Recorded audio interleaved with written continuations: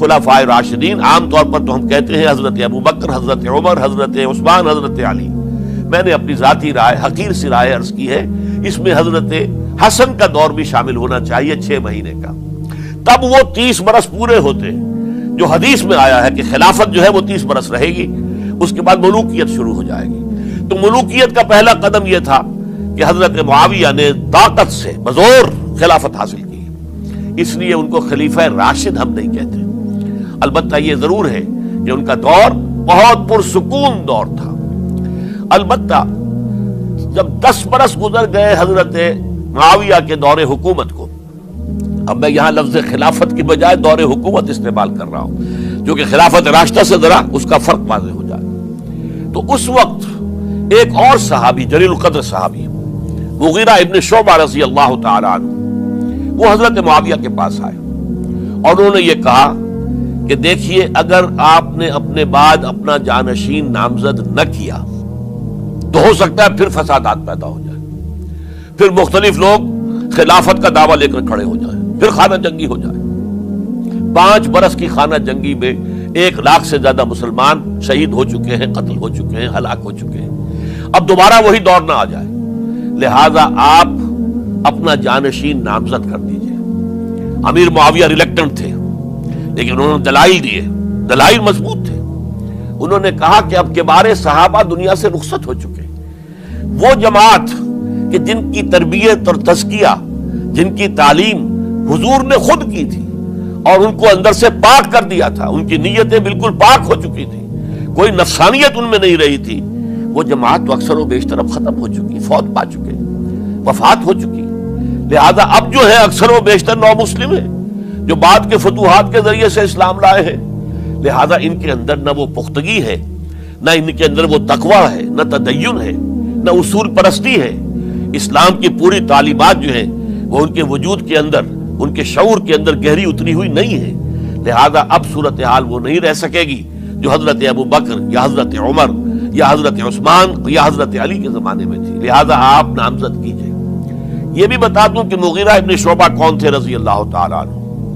Number 1 یہ ہے کہ یہ اصحاب شجرہ میں شامل ہیں، جن 1400 یا 1800 افراد نے حضور سے بیعت کی تھی صلح حدیبیہ سے متصلاً قبل، اس درخت کے نیچے بیٹھ کر، جس کے بارے میں سورہ فتح میں فرمایا گیا کہ لقد رضی اللہ عن المؤمنین اذ یبایعونک تحت الشجرہ. اللہ ان تمام اہل ایمان سے راضی ہو گیا جو ہے نبی صلی اللہ علیہ وسلم آپ کے دست مبارک پر بیعت کر رہے تھے اس درخت کے نیچے، ان میں سے موجود، ان میں یہ مغیرہ ابن شعبہ ہے. پھر مغیرہ ابن شعبہ وہ ہیں کہ حضرت علی اور امیر معاویہ، ان کے درمیان جو خانہ جنگی ہوئی اس میں ہمیشہ حضرت علی کے ساتھ رہے، حضرت علی کے ہی وہ سپورٹر تھے، ان کے ساتھ تھے.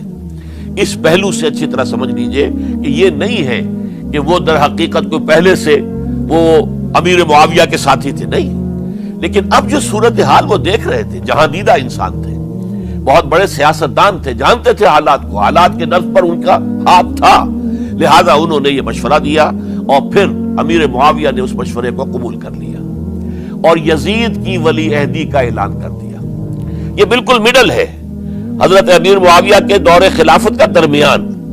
یہ 10 سال جب ہو گئے تھے حضرت امیر معاویہ کی خلافت کو یا حکومت کو، تب یہ معاملہ پیش آیا اور یزید کے ہاتھ پر یہ بیعت ولی عہدی، تمام جو بھی مختلف گورنرز تھے ان کے ذریعے سے کہہ دیا گیا اپنے اپنے علاقے کے لوگوں سے بیعت لے لو. یہ بیعت عام طور پر لوگوں نے کر لی. البتہ 5 شخصیتیں جو بہت نمایاں تھیں انہوں نے اس بیعت سے انکار کیا. ان میں کون تھے ذرا نوٹ کیجئے. حضرت ابو بکر فوت ہو چکے، ان کے بیٹے عبد الرحمن ابن ابی بکر. حضرت عمر فوت ہو چکے، ان کے بیٹے عبداللہ ابن عمر. حضرت زبیر فوت ہو چکے، ان کے بیٹے عبداللہ ابن زبیر. حضرت عباس فوت ہو چکے، ان کے بیٹے عبداللہ ابن عباس. حضرت علی شہید ہو چکے، ان کے بیٹے حسین ابن علی رضی اللہ تعالی عنہم اجمعین. یہ 5 جو امت کے بہت بڑے 5 افراد کے گویا کے وہ چشم و چراغ تھے ان گھرانوں کے، انہوں نے انکار کیا. اور ان میں خاص طور پر عبد الرحمن ابن ابی بکر نے یہ جملہ کہا کہ تم چاہتے ہو کہ قیصر و کسریٰ کی سنت پر عمل کرو کہ باپ کے بعد بیٹا حاکم بن جائے. یعنی ایک قدم تو خلافت کا نظام پہلے ہی نیچے اتر چکا. مشاورت سے تو حضرت امیر معاویہ کا بھی جو نسب ہوا ہے وہ مشاورت سے نہیں ہوا. ایک درجے میں وہ جو اللہ تعالیٰ کے رسول نے عمارت بنائی تھی شاندار، اس خلافت کا جو سیاسی نظام تھا، اس میں ایک تو کڑی آ چکی زوال کی کہ ایک شخص نے طاقت کے ذریعے سے خلافت حاصل کر لی. اب اس کی اگلی کڑی لانا چاہتے ہو کہ کیسر و کسرا کے طریقے سے خاندان کے اندر، ایک قبیلے کے اندر یہ خلافت جو ہے یا حکومت جو ہے نسل بعد نسل، باپ کے بعد بیٹا اور بیٹے کے بعد پوتا، اس کو ہم کبھی گوارا نہیں کریں گے. حضرت امیر معاویہ بہت دانشمند انسان تھے. انہوں نے ان پانچوں حضرات پر کوئی تشدد نہیں کیا، کوئی جبر نہیں کیا، بلکہ رہنے دیا. ٹھیک ہے، یہ بیعت نہیں کر رہے، ابھی تو بیعت ولی عہدی ہے، کوئی حرج نہیں. لہذا کوئی جھگڑا، کوئی اس وجہ سے کوئی فساد، اس بنا پر کوئی جنگ نہیں ہوئی. 10 سال گزر گئے، یعنی 10 سال تک یزید ولی عہد رہا ہے. 10 سال تک. اور اس سوائے ان 5 بڑی شخصیتوں کے جو پوری امت تھی، عوام الناس تھے، ان سب نے اسے قبول کیا. یہ صورتحال اب جب پیدا ہوئی جب حضرت امیر معاویہ کا انتقال ہو گیا، یہ سن 60 ہجری ہے. اب سوال پیدا ہوا کہ وہ ولی عہدی کی بیعت اب بیعت خلافت میں منتقل ہو جائے گی. لہذا پھر یہ ہوا کہ سب لوگوں سے، سب گورنروں کو لکھ دیا گیا تمام صوبوں کے اندر کہ اپنے اپنے لوگوں سے بیعت لے لو. ظاہر بات ہے کہ وہاں کوئی ریفرنڈم نہیں ہوتا تھا، کوئی ووٹ نہیں ہوتے تھے کہ اس کی پرچیاں ڈالی جا رہی ہوں، ایک شخص سے رائے لینا نہیں ہوتی تھی، بلکہ اس وقت کی جمہوریت یہ تھی اور شورائیت یہ تھی کہ ڈفرنٹ کلینز ہیں، ڈفرنٹ فیملیز ہیں، ڈفرنٹ ٹرائبز ہیں، ان کے سردار، ان کے بڑے لوگ، ان کے اہم لوگ بیعت کر لیں تو گویا کہ سب کی بیعت ہو گئی.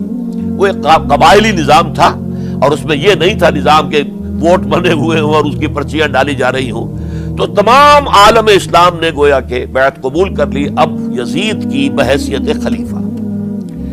اب وہ جو 5 آدمی تھے ان میں سے ایک فوت ہو چکے تھے، حضرت عبد الرحمن ابن ابی بکر رضی اللہ تعالی عنہما، دونوں فوت ہو گئے، لیکن باقی 4 رہ گئے. ان 4 کو نوٹ کیجئے، یہ بڑا سینسٹیو ایشو ہے جس پر میں اب گفتگو کر رہا ہوں. ان 4 میں کون ہے؟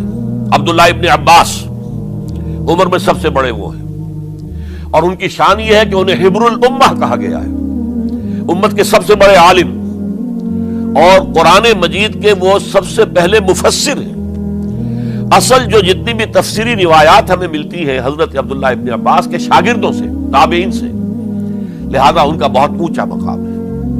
حضرت عبداللہ ابن عمر، ان کا مقام بھی آپ کو معلوم ہے، حدیثوں کی کتنی بڑی تعداد ہے جو عبداللہ ابن عمر سے مروی ہے، اور اس کو سلسلۃ الذہب کی پہلی کڑی کہا جاتا ہے.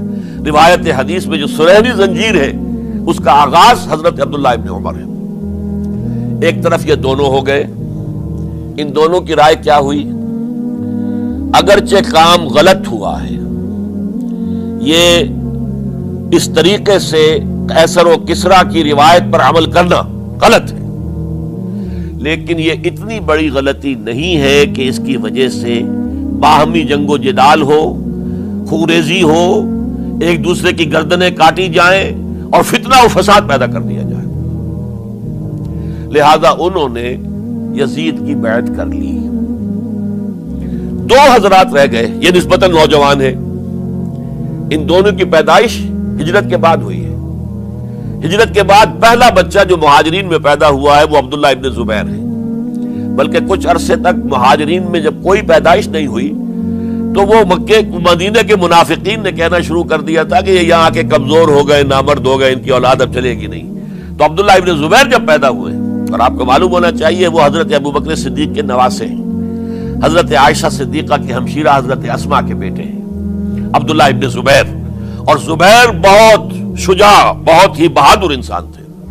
تو عبداللہ ابن زبیر کے اندر بھی وہی کیفیات تھی. انہوں نے کہا نہیں، اس غلطی کو ہم برداشت نہیں کریں گے. خونریزی ہوتی ہے تو ہو، لیکن ہم اسلامی نظام کو نیچے اترتا ہوا نہیں دیکھ سکتے. جیسے کبھی حضرت ابو بکر نے فرمایا تھا ایبدل الدین وانا حی، کیا دین میں ترمیم اور تنسیخ کر دی جائے گی؟ دین کو بدل دیا جائے گا، دین میں تحریف کر دی جائے گی جبکہ میں ابھی زندہ ہوں؟